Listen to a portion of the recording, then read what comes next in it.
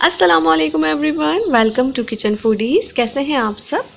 तो जनाब, आज मैं आपको सिखा रही हूँ बहुत ही ज़बरदस्त यमी टेस्टी आलू के चपली कबाब।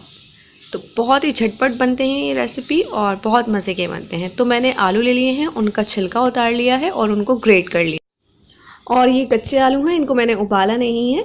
4 अदद आलू लिए थे मैंने और उनको कद्दूकश कर लिया है। अब इसके अंदर मैंने शामिल कर दिया है ठंडा ठंडा पानी, बिल्कुल ठंडा पानी शामिल करना है। हाथ से अच्छी तरह से इसको मसल लेना है।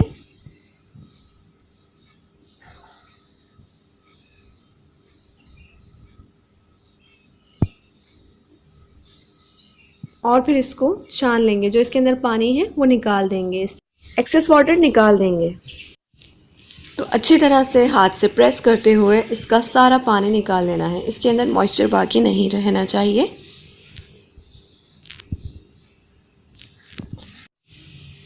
सारा पानी मैंने इससे रिमूव करने के बाद इसके अंदर स्पाइसेस शामिल किए हैं। इसमें 1 टीस्पून ज़ीरा है, 1 टीस्पून कुटी हुई लाल मिर्चें हैं, 1 टेबलस्पून कुटा हुआ साबुत धनिया है और ये है जी अदरक, लहसुन और हरी मिर्चों का पेस्ट। इसमें 3 अदद हरी मिर्चें, 2 लहसुन के क्लोव और 1 इंच का अदरक का पीस था, उसको मैंने पीस लिया।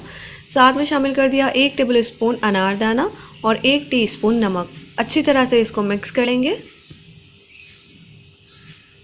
आप इस रेसिपी को जब आप चाहें बनाकर खा सकते हैं। टी टाइम स्नैक्स के तौर पे भी बनाकर खा सकते हैं, डिनर या लंच में भी बना सकते हैं। अब इसके अंदर शामिल कर दिया है हरा धनिया और प्याज चॉप करके। और अब इसके अंदर शामिल करना है मैदा। तो मैंने 1 कप मैदा लिया है, लेकिन सारा एक साथ नहीं डालेंगे, थोड़ा थोड़ा करके डालेंगे।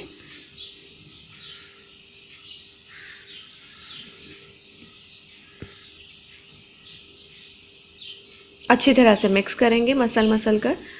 बहुत अच्छा अरोमा आ जाएगा इसके अंदर और जब आप खाएंगे तो आपको बिल्कुल भी नहीं लगेगा कि ये आलू के चपली कबाब हैं।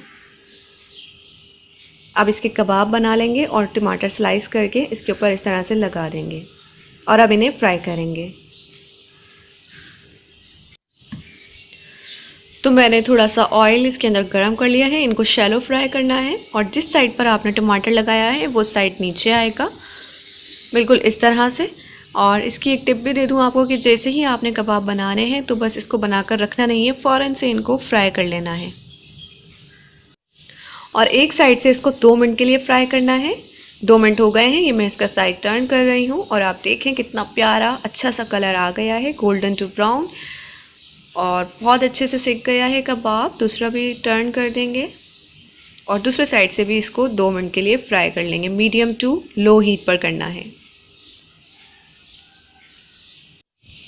तो दूसरे साइड से भी इसको पकते हुए 2 मिनट हो गए हैं। बस अब इसको डिश आउट करेंगे और ग्रीन चटनी, रायता और सैलेड के साथ इसको सर्व करेंगे।